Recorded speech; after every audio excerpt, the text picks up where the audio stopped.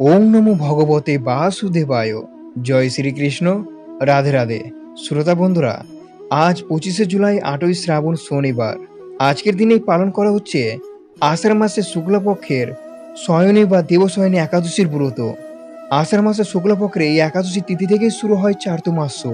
হিন্দু ধর্ম বিশ্বাস অনুযায়ী এই দিন থেকে ভগবান বিষ্ণু ক্ষীরসাগরের শেষনাগের ওপর অনন্ত শয্যায় 4 মাসের জন্য শয়ন করেন। কার্তিক মাসে পূর্বধনী একাদশীতে তিনি পুনরায় জাগ্রত হন। এই 4 মাস পালনকর্তা বিষ্ণু বিশ্রামে থাকায় সৃষ্টির পরিচালনার ভার থাকে দেবাদিদেব মহাদেবের হাতে।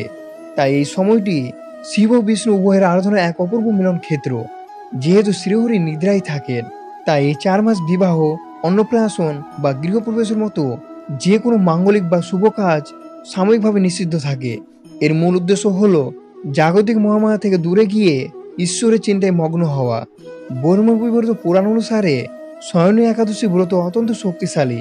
জ্ঞাত বা অজ্ঞাত সারে আমাদের দ্বারা হওয়া অতীত জীবনের বহু পাপ কর্ম এই ব্রত প্রভাবে ভস্মিত হয়ে যায়। এটি আত্মশুদ্ধি এক অব্যর্থ উপায়। যেহেতু এই ব্রত ভগবান বিষ্ণুর অত্যন্ত প্রিয়, তাই নিষ্ঠা ভরে এই দিন উপবাস করলে শ্রীহরির পাশাপাশি মা লক্ষ্মীর কৃপা লাভ হয়। জীবনের দীর্ঘদিন ধরে আটকে থাকা কাজগুলো সফলতা শুরু করে এবং সংসার, ধন সম্পদ ও শান্তির আগমন ঘটে। পদ্মপুরাণে বলা হয়েছে, যারা দেবশয়নী একাদশী নিষ্ঠা ভরে পালন করেন, মৃত্যুর পর তাদের যমদূতদের দর্শন করতে হয় না। তারা সরাসরি বৈকুণ্ঠ লাভ করেন বা জন্ম মৃত্যুর চক্র থেকে মুক্তি পেয়ে মোক্ষ লাভ করেন। আজকের এই ভিডিওটিতে আমরা শ্রবণ করব এই একাদশী ব্রতের নিয়মাবলী এবং কিভাবে এই একাদশী ব্রতটি পালন করবেন, অথবা এই ব্রতের পৌরাণিক তাৎপর্য কি রয়েছে, পালন ক্রিয়া ও ব্রতভঙ্গের সময় কি রয়েছে এবং অন্যান্য গুরুত্বপূর্ণ তথ্য নিয়ে আলোচনা করব। আজকের এই শুভ দিনে তুলসীতলায় সন্ধ্যার সময় একটি ঘির প্রদীপ প্রজ্বলন করুন। এই প্রদীপ প্রজ্বলন করলে আপনাদের সংসারে সুখ সমৃদ্ধি বৃদ্ধি ঘটবে। এবার আমরা শ্রবণ করে নেব দেবশয়নী বা শয়নী একাদশী ব্রত কথাটি কি রয়েছে। মহারাজ যুধিষ্ঠির বললেন, হে কৃষ্ণ, আষাঢ় মাসের শুক্লপক্ষের একাদশীর নাম কি, এর মহিমাই বা কি, তা আমাকে কৃপা করে বলুন। শ্রীকৃষ্ণ বললেন, ব্রহ্মা এই একাদশী সম্পর্কে দেবর্ষি নারদকে যা বলেছিলেন, আমি সেই আশ্চর্যজনক কথা আপনাকে বলছি। শ্রী ব্রহ্মা বললেন, হে নারদ, এই সংসারে একাদশীর মতো পবিত্র আর কোনো ব্রত নেই। সকল পাপ বিনাশের জন্য এই বিষ্ণু ব্রত পালন করা একান্ত আবশ্যক। যে ব্যক্তি এই প্রকার পবিত্র পাপনাশক এবং সকল অভিষ্ট প্রদাতা একাদশী ব্রত না করে, তাকে নরকগামী হতে হয়। আষাঢ়ের শুক্লপক্ষের এই একাদশী শয়নী নামে বিখ্যাত। শ্রী ভগবান ঋষিকেশের জন্য এই ব্রত পালন করতে হয়।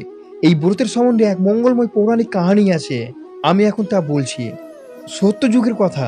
সূর্যবংশী মান্ধাতা নামে এক অত্যন্ত প্রতাপশালী ও ধার্মিক রাজা ছিলেন। তিনি তার প্রজাদের নিজের সন্তানের মতো ভালোবাসতেন। তার রাজত্বে কোনো অভাব, রোগ বা দুঃখ ছিল না। কিন্তু হঠাৎ করেই যেন রাজ্যের ওপর নেমে এলো এক অজানা অভিশাপ। পরপর 3 বছর রাজ্যে এক ফোঁটা বৃষ্টি হলো না। দেখা দিল চরম খরা ও দুর্ভিক্ষ। খাবারের অভাবে প্রজারা মৃত্যুর মুখে দোলে পড়তে লাগলো। প্রজাদের এই কষ্ট দেখে রাজার হৃদয় ভেঙে গেল। তিনি ভাবলেন, নিশ্চয়ই আমার দ্বারা কোনো বড় পাপ হয়েছে, যার শাস্তি আমার নিরীহ প্রজারা পাচ্ছে। এই পাপের প্রায়শ্চিত্ত এবং সংকটের সমাধান খুঁজতে রাজা মান্ধাতা সৈন্য সমষ্ট ছেড়ে একা গভীর জঙ্গলের দিকে বেরিয়ে পড়লেন। দিনের পর দিন ঘর অরণ্যে ঘোরার পর তিনি এসে পৌঁছালেন ব্রহ্মপুত্র মহর্ষি অঙ্গিরার আশ্রমে।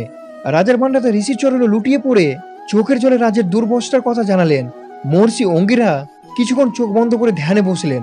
তারপর চোখ খুলে হেসে বললেন, হে রাজন, সত্য যুগে মানুষ একটি ছোট পাপ করলেও তার বড় শাস্তি পায়। তবে আপনার চিন্তার কোনো কারণ নেই। আমি আপনাকে একটি মহাব্রতের কথা বলছি।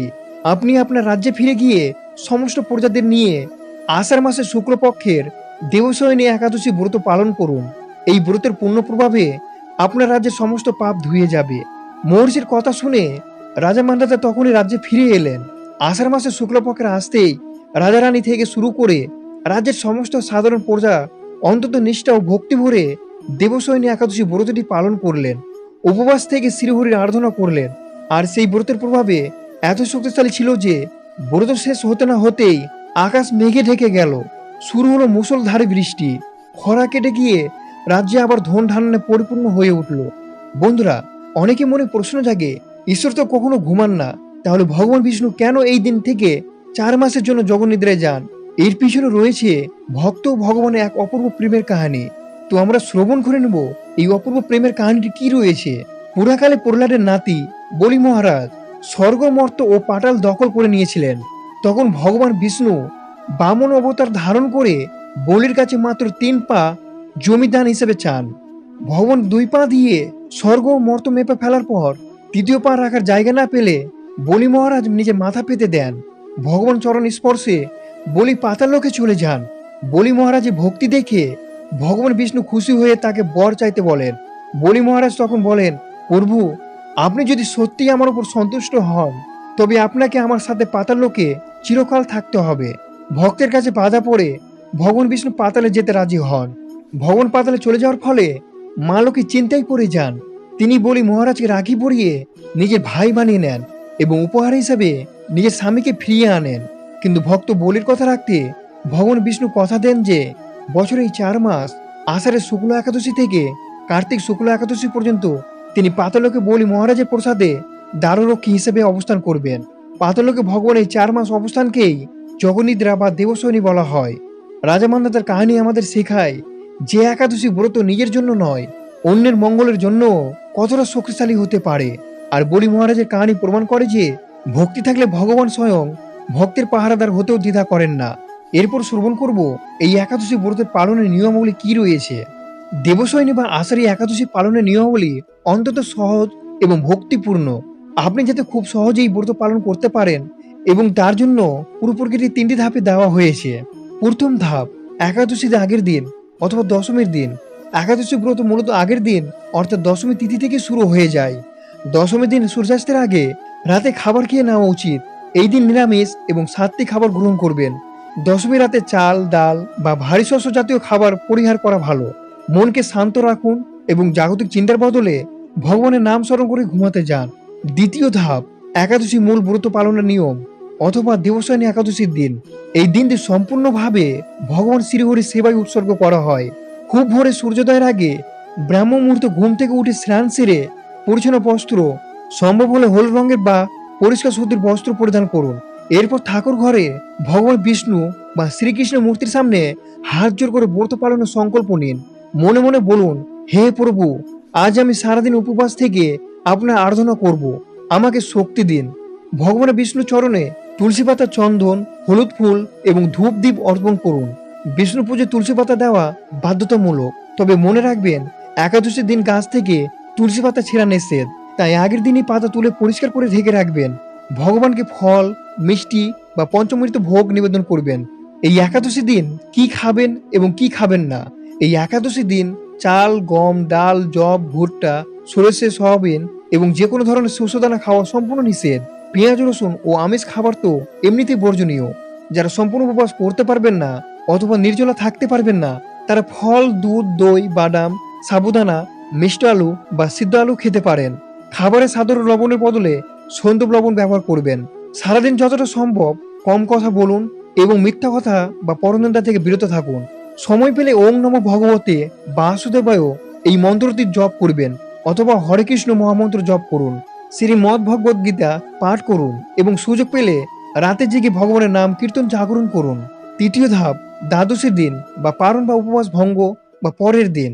এই একাদশী পালনের সময় রয়েছে 26শে জুলাই 2026 রবিবার সকাল 5টা 39 থেকে সকাল 8টা 22-এর মধ্যে। উদয় তিথি অনুযায়ী এই ব্রতের পালন ভঙ্গ করিবেন। একাদশী ব্রতের সম্পূর্ণ ফল তখনই পাওয়া যায় যখন সঠিক সময়ে ব্রত ভঙ্গ করা হয়। ব্রত ভাঙ্গার এই নিয়মকে পারণ বলা হয়। পরের দিন সকালে স্নান সেরে পুনরায় ভগবান আরাধনা করুন। নির্দিষ্ট পারণের সময়ের মধ্যে উপবাস ভঙ্গ করতে হয়। পালন করার সময়ে প্রথমে ভগবান চরণামৃত্যু বা সামান্য জল এবং একটি তুলসী পাতা মুখে দিন। এরপর প্রসাদ হিসাবে অল্প অন্ন গ্রহণ করে একাদশী ব্রত সম্পূর্ণ করুন। সম্ভব হলে পালনের আগে কোনো ব্রাহ্মণ বা অভাবী মানুষকে অন্নদান করতে পারেন। যেহেতু দেবশয়নী একাদশী থেকেই 4 মাস শুরু হয়ে যায়, তাই এই দিন শ্রীহরির কাছে প্রার্থনা করতে হয়, হে প্রভু, আপনার এই জগন্নাথে 4 মাস আমি যেন শুদ্ধ চিত্তে ভক্তি ভরে কাটাতে পারি। এই সহজ নিয়মগুলো ভক্তি ভরে পালন করলেই ভগবান শ্রীহরি সন্তুষ্ট হন এবং ব্রতকারী সকল মনস্কামনা পূর্ণ করেন। এরপর আমরা শ্রবণ করে নেব এই একাদশী পালন করলে ভক্তদের কি কি লাভ হয়। কৃষ্ণ ভক্তরা কখনো নিজের সুখের জন্য ভগবানের কাছে কিছু চান না, তারা কেবল ভগবানের সেবা করতে চান। দেবশয়নী একাদশীর দিন যখন শ্রীহরি অন্তত শয্যায় জগন্নিদ্রে যান, তখন তার বিশ্রামে যাতে কোনো ব্যাঘাত না ঘটে, তার জন্য ভক্তরা অন্তত সতর্কতার সাথে তার আরাধনা করেন। ঘুমন্ত ভগবানের এই নিঃস্বার্থ সেবা শ্রীকৃষ্ণের হৃদয়কে সবচেয়ে বেশি স্পর্শ করে।